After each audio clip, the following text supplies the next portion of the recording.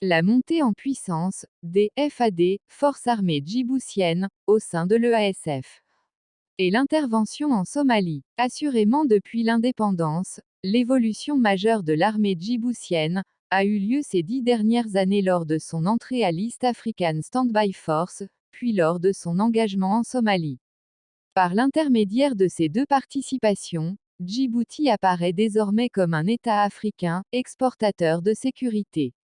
Il convient désormais d'analyser ces deux événements et de mettre en lumière leur rôle essentiel dans l'évolution de l'armée djiboutienne. Description de l'East African Standby Force. L'EASF ou Force en attente de la région Afrique orientale compose l'une des 5 forces multidimensionnelles régionales, édifiant la Force africaine en attente FAA. L'élément bâti, suite à la transformation de l'OUA en Union africaine en 2002, sur 3 dimensions. Une composante militaire, policière et civile, elle a pour vocation l'émancipation de l'Afrique dans sa gestion des conflits, et l'accession pour le continent à la paix et à la sécurité. Soulignons ici que la FAA a été édifiée dans le cadre de l'architecture, paix et sécurité de l'Union africaine, APSA. Ce protocole quant à lui comprend un programme complet, prévention des conflits, alerte précoce, diplomatie préventive, consolidation de la paix, intervention et actions humanitaires et gestion des catastrophes pour examiner toutes les questions de paix et de sécurité. Le continent africain a donc été subdivisé en 5 régions, le nord, l'est, l'ouest, le centre et le sud. Chaque région devant disposer d'une brigade, environ 1000 hommes en attente dans leur pays respectif, mais néanmoins disponibles pour une intervention militaire. Celle-ci est conditionnée au déclenchement de l'un des 6 scénarios, définis pour des opérations de soutien à la paix menées par la force africaine en attente. Les 4 forces régionales du Nord, du Sud, de l'Ouest et du Centre s'appuient sur les communautés économiques régionales, CER, existantes. Or, l'Afrique de l'Est ne connaît pas de CER regroupant tous les États souhaitant contribuer à la FAA. C'est pourquoi la création de listes Standby Force était nécessaire. L'EASF a officiellement vu le jour lors du sommet de l'Union africaine tenu en juillet 2004, à Addis Abeba lors de la mise en place de l'ESBRIG, East Africa Standby Brigade, composée du Burundi, des Comores, de Djibouti, de l'Éthiopie, du Kenya, du Rwanda, des Seychelles, de la Somalie, de la Tanzanie et de l'Ouganda. Dès que ce projet est adopté, l'Union africaine désigne l'IGAD, pour assurer le commandement de la force tout en coordonnant ses activités avec l'EAC, East African Community. Mais les États n'appartenant pas à l'IGAD, Rwanda, Comores, Seychelles, se sentent lésés, et plaident pour la création d'un mécanisme incluant leur souhait d'adhésion à la force. Ainsi, en l'absence de communauté économique régionale, regroupant tous les participants, le Conseil des ministres de la Défense et de la Sécurité de la région Afrique de l'Est édifie en mars 2007 un mécanisme de coordination nommé EAS-BRICOM puis EASFCOM. Par cette structure, les États de la région ont la possibilité de déterminer une stratégie commune, sans prendre en compte leur appartenance à l'IGAD ou à l'ESC. L'État djiboutien, par l'intermédiaire de son président Son Excellence, M. Ismaël Omar Guelleh, a beaucoup œuvré pour cette intégration régionale. En 2009, Djibouti a organisé sur son territoire, grâce au concours de ses partenaires français et américains, le premier exercice en terrain libre de l'EASFCOM. Ces 3 jours de manœuvre ont mis à l'épreuve 1500 soldats, venus des 10 pays constituant cette force. L'exercice ancré dans un contexte opérationnel concret, a été élaboré par les officiers africains du Bureau Coordination de l'ISBRIG. Il consistait en une simulation de déploiement d'une force de maintien de la paix qui permit de montrer, pour la première fois, que l'Union africaine, et plus particulièrement les pays d'Afrique de l'Est, se donnaient les moyens de conduire une opération. Comme en témoignent les propos du général de brigade Caspar Lambi, commandant des forces françaises basées à Djibouti. Les entraîner ensemble, c'est ambitieux. Ainsi au sein de l'état-major, les officiers d'état-major et les généraux sont de différentes nationalités. Certains parlent anglais, certains parlent français, et certains comme les Éthiopiens ne parlent ni l'un ni l'autre. Faire travailler tous ces gens ensemble, c'est une vraie gageure. Ils travaillent de concert et résolvent des incidents. C'est montrer que l'Union africaine, à l'instar de l'Union européenne, a les moyens de conduire une opération. La première mise en œuvre visible de l'EASBRIG a eu une portée symbolique majeure, à laquelle Djibouti associe son nom en tant que pays hôte de l'exercice. Par ailleurs, depuis la création de cette force, de nombreux cadres des forces armées djiboutiennes occupent des fonctions à haute responsabilité, et Djibouti en a assuré la direction après le sommet de 2010 à 2012. Cependant, il convient de nuancer nos propos et de montrer les limites de l'EASF. En effet, les actions militaires menées par l'Union africaine, en Afrique de l'Est n'ont toujours pas fait appel à l'EASF. De même, au niveau organisationnel, les capacités militaires ne sont pas concentrées en un seul pays. L'International Peace Support Training Center, chargé de l'entraînement de l'EASF est au Kenya, alors que l'état-major de la brigade, et la base logistique, non encore opérationnelle, se trouve à Addis Abeba. En outre, la force reste financée et soutenue en matériel, par des partenaires internationaux tels que la France, l'Allemagne, le Canada ou le Royaume-Uni. Ce soutien soulève bien évidemment la question de la dépendance de la force. En somme, Djibouti participe à une évolution majeure des armées africaines, en inscrivant son avenir militaire au sein de la FAA. Toutefois, il convient ici de relever que l'EASF, dont le concept même peut être remis en cause, n'est opérationnel que depuis 2015, et n'a pour le moment pas encore été employé. Après avoir décrit l'engagement djiboutien au sein de l'ISBRIG, il convient désormais de s'intéresser au rôle particulier de Djibouti dans la résolution du conflit somalien, puis au déploiement des forces djiboutiennes en Somalie. Afin d'appréhender au mieux l'implication de Djibouti dans la cause somalienne, il est nécessaire de développer dans un premier temps l'origine des troubles somaliens. Depuis plus de 20 ans, suite à la chute du régime de Mohamed Siad Barre en 1991, la Somalie est en proie à des guerres perpétuelles, où les différents belligérants ne parviennent pas à contrôler l'ensemble du territoire. L'urgence de cette situation sécuritaire a conduit l'ONU à déployer 2 missions entre 1992 et 1995 au Nous sommes 1 et 2, qui ne parvinrent pas à rétablir la paix. C'est pourquoi, les puissances régionales, dont Djibouti, essaient à leur tour d'initier la mise en œuvre d'un processus de paix. La conférence d'Arta organisée en l'an 2000 établit un gouvernement national de transition, puis les accords de paix signés au Kenya en 2004 mettent en place un gouvernement fédéral de transition. Cependant, ces deux avancées ne s'avèrent pas suffisantes pour régler le problème du chaos somalien. Dès lors, un nouvel accord est signé à Djibouti en 2008 entre le gouvernement fédéral de transition, GFT, et l'Alliance pour la rélibération de la Somalie, AR. Il ouvre pour la première la voie à un réel processus de paix et à la cessation de tous les conflits armés à travers le pays, qui passe par des réalisations concrètes telles que l'élargissement du Parlement, passé de 275 à 550 membres, pour inclure des représentants de l'Alliance, de l'opposition et de la société civile, et le déploiement d'une force onusienne de stabilisation déployée au titre de l'Union africaine, et en provenance des pays voisins de la Somalie. Ce processus de paix dit processus de Djibouti, atteste de la nouvelle place qu'entend tenir Djibouti dans la sous-région. Ironie de l'histoire, 30 ans auparavant au moment de l'indépendance, la jeune nation djiboutienne craignait une invasion de l'armée de Siad Barre. Aujourd'hui, c'est l'armée djiboutienne qui est déployée en Somalie, en tant que force de stabilisation. Ainsi, agissant d'après les directives de l'Union africaine et au titre de l'AMISOM, les forces armées djiboutiennes se sont attelées à la formation d'un bataillon de marche, bataillon IL-1, de 900 militaires, apte à être déployé à compter du mois de décembre 2011. Ce bataillon est constitué d'une compagnie de commandement et de service, d'une compagnie d'appui, de 3 compagnies de combat, d'une cinquantaine d'instructeurs pour assurer la formation des soldats somaliens, ainsi que des éléments de la gendarmerie nationale et de la police.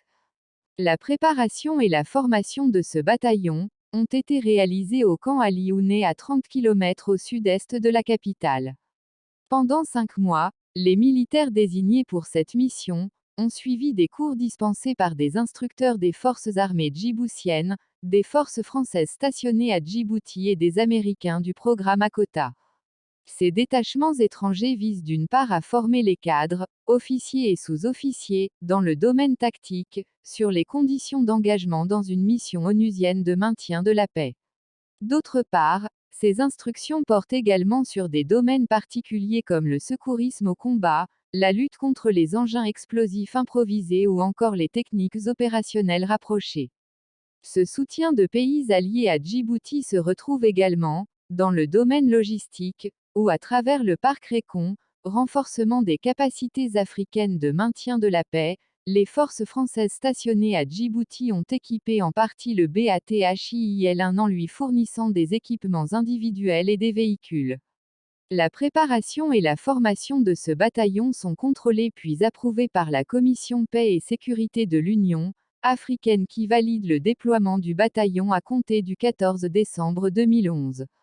À l'occasion de ce départ, le président de la République Ismaïl Omar a eu l'occasion de rappeler, dans son discours, les enjeux majeurs de ce déploiement historique. Aujourd'hui, le temps est venu de dire que nous sommes là pour soutenir le peuple somalien et honorer votre pays. Nos relations sont tissées depuis toujours, et nous partageons beaucoup de choses en commun, culture, religion, langue. Nous devons de ne pas les décevoir. Ces propos témoignent des liens liant Djibouti au peuple somalien et mettent en exergue le défi historique que Djibouti accepte de relever en déployant ses troupes en Somalie. Assurément, au regard de ces 4 années d'action, en territoire somalien, il semble que l'armée djiboutienne soit en partie au rendez-vous de l'histoire.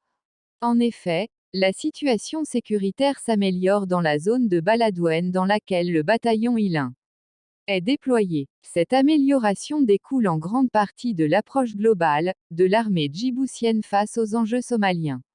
Depuis son déploiement, le bataillon combine à la fois des opérations de maintien de l'ordre et de sécurisation, et des engagements civilo-militaires pour améliorer les conditions de vie des habitants de la région.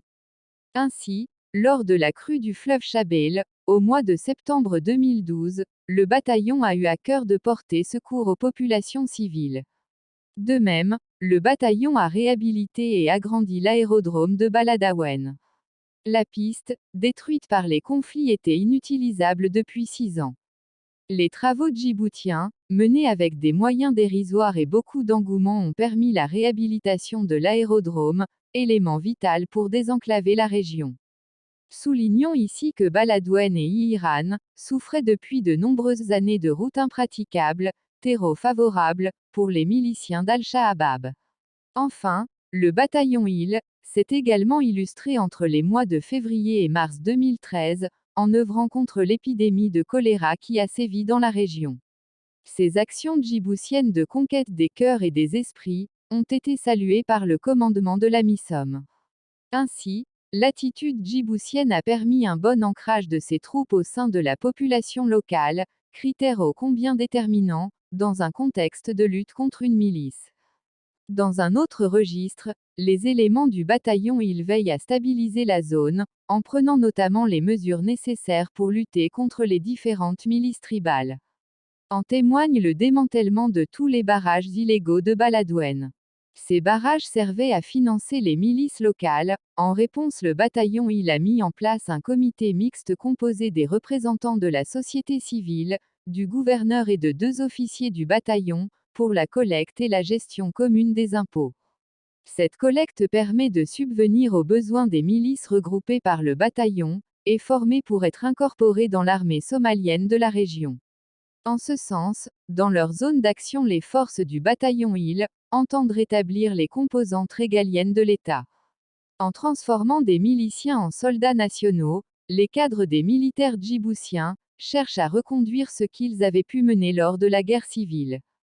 Cependant, la situation somalienne est bien différente du contexte djiboutien lors de l'indépendance et quelques soldats en formation s'avèrent être toujours liés à des milices, et notamment à Al-Shabaab. Cet exemple est probant, et illustre les limites militaires de l'action djiboutienne en Somalie. En effet, il apparaît qu'au regard des différentes publications des forces armées djiboutiennes, celles-ci effectuent beaucoup d'actions civilo-militaires, comme décrit précédemment, mais en revanche peu d'actions de contrôle de zone, au sens tactique de ce terme, semblent avoir lieu. D'après les trois principes de la guerre contre-insurrectionnelle, la légitimation de l'action, la compréhension du milieu et la marginalisation de la menace. Il apparaît que les éléments du bataillon Hill respectent les deux premiers. L'action est légitimée par les Nations Unies et par l'Union africaine, le milieu est compris et connu, car les Somaliens sont un peuple frère mais en revanche, l'ennemi n'est pas marginalisé. En ce sens, au regard des publications officielles de l'armée djiboutienne, on note trop peu de reconnaissances offensives vers les zones sanctuaires de Al-Shabaab. De même, tous les articles ou comptes rendus font état d'actions en zone urbaine, souvent au profit des populations, mais rares sont ceux qui mentionnent des reconnaissances d'axes ou des actions permettant le contrôle des axes. Or, la marginalisation de l'ennemi passe, certes par la conquête des cœurs et des esprits, mais également par le contrôle des axes, pour éviter l'asphyxie du pays et permettre la traque de l'ennemi. Enfin, près de 5 ans après l'envoi du bataillon Hill 1, il convient de mettre en lumière une faille de l'armée djiboutienne dans son engagement en Somalie, sa capacité à durer et à organiser des relèves. Certains cadres et militaires du rang du bataillon Hill 1 sont en effet restés plus de 2 ans en Somalie avant d'avoir été relevés. Toutefois, il semble que la récente nomination d'un cadre djiboutien, le général Soubaglé à la tête de l'AMISOM, accentue la pression sur l'état-major des forces armées djiboutiennes, pour que les relèves respectent la durée de mission maximum, imposée par l'Union africaine. Par ailleurs, il convient de révéler enfin, que la cohérence tactique de l'AMISOM dans son ensemble, est discutable pour de nombreux observateurs. En effet, cette force largement soutenue, par l'Union européenne et par les Nations unies a perdu près de 3000 hommes en 6 ans. Cela équivaut au nombre de casques bleus ayant péri lors des différentes opérations des Nations unies depuis 1948.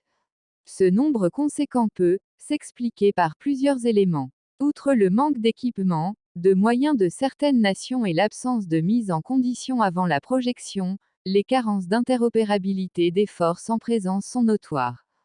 Ainsi, force est de constater que le CPS considère toujours, après près de 9 ans de déploiement, que l'AMISOM connaît des failles, dans le partage du renseignement, dans ses capacités de commandement et de contrôle et souffre d'un manque de personnel qualifié et approprié. En d'autres termes, l'AMISOM en tant que coalition, manque cruellement de valeur tactique et de capacité à coordonner les actions des différents contingents. C'est pourquoi les éléments déployés en ce moment au titre de l'AMISOM se cantonnent à rendre compte à leur état-major respectif. Ces failles de l'AMISOM contribuent, entre autres, à expliquer les limites du bataillon Hill à marginaliser la menace. En résumé, la participation de Djibouti à l'AMISOM est une rupture stratégique historique, pour son armée qui atteste de ses qualités intrinsèques, comme l'illustrent ses bonnes actions civilo-militaires, qui lui ont permis de gagner le cœur des populations locales, et de stabiliser en grande partie la région dont elle avait la charge. Néanmoins, certaines limites apparaissent, telles que l'incapacité pour les forces armées djiboutiennes à marginaliser l'ennemi ou encore l'impuissance pour cette force armée d'assurer des relèves organisées. Ces lacunes s'ajoutant au manque de valeur tactique de l'AMISOM contribuent à la persistance de l'instabilité en Somalie. La participation de l'armée djiboutienne à l'ISBRIG, et son intervention en Somalie, représentent le changement de paradigme majeur, depuis la création des forces armées djiboutiennes le 6 juin 1977. Cette transformation s'accompagne d'une volonté de rajeunir l'armée, et d'acquérir de nouveaux matériels. Le rajeunissement des cadres passe nécessairement par l'incorporation, et la formation de jeunes instruits. À cet effet, des nations alliées de Djibouti telles que la France, les États-Unis, la Chine, les pays membres de la Ligue arabe comme le Soudan ou l'Égypte ont accordé des bourses d'études à de jeunes stagiaires djiboutiens. Envoyés en école de formation à l'étranger, ces jeunes djiboutiens sont revenus au pays, avec des qualifications dans les domaines du combat comme de l'appui et du soutien. En parallèle, Djibouti a cherché à accroître son autonomie et sa souveraineté en créant sa propre école de formation des officiers, l'AMIA, Académie militaire interarmée d'Arta. Depuis 2008, cette école forme chaque année une promotion d'une trentaine d'élèves qui, à l'issue de leurs 3 années de scolarité, rejoignent les différents corps de l'armée djiboutienne. La mise en place de cette école nationale de formation est significative et atteste de la volonté d'émancipation djiboutienne. Ce souci de former de jeunes cadres permet de mettre à la retraite les plus âgés. En parallèle, pour répondre aux différents impératifs de l'Union africaine et pour être à la hauteur du défi qu'elle s'est fixé, l'armée djiboutienne acquiert de nouveaux matériels, notamment dans le domaine des transmissions et dans sa capacité aéronautique. La modernisation des systèmes de transmission et de communication a été réalisée en partie grâce au concours des différentes coopérations. La coopération française s'est donnée pour mission le renouvellement et l'extension des moyens téléphoniques de l'armée. De même, la coopération américaine a, quant à elle, permis l'équipement en postes ARIS de dernière génération, et en centraux téléphoniques numériques de type Alcatel ou RxIS-69. Ils ont permis la mise en place d'une liaison téléphonique épurée et stable ainsi qu'un système de transmission de données permettant la mise en place d'un réel service informatique.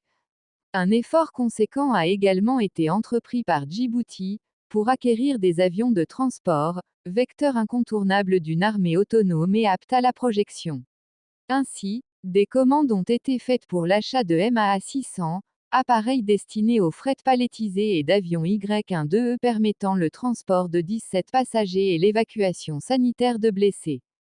Par le rajeunissement de ses cadres et l'acquisition de nouveaux matériels, l'armée djiboutienne semble se donner le moyen de répondre à son changement de paradigme pour accéder à son nouveau statut d'armée exportatrice de sécurité. En résumé, les forces armées djiboutiennes ont depuis leur création connu 3 temps forts historiques, qui ont tour à tour impliqué des changements importants. Après avoir vécu une guerre civile et un conflit larvé avec l'Érythrée, l'armée djiboutienne est confrontée à un nouveau changement majeur avec sa participation à l'EASF et son intervention en Somalie. Ces 2 événements peuvent, par certains égards, lui conférer l'étoffe d'une armée reconnue en Afrique. En effet, la République de Djibouti, forte de sa paix et de sa stabilité intérieure, peut désormais intervenir à l'extérieur de ses frontières pour faire entendre sa voix. Grâce à sa participation à l'EASF et son déploiement en Somalie, on peut lui conférer le statut de puissance militaire influente en Afrique.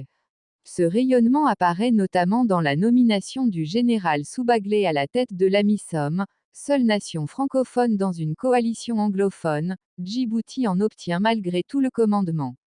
En d'autres termes, il représente pour la nation djiboutienne une étape vers le statut de puissance militaire influente en Afrique.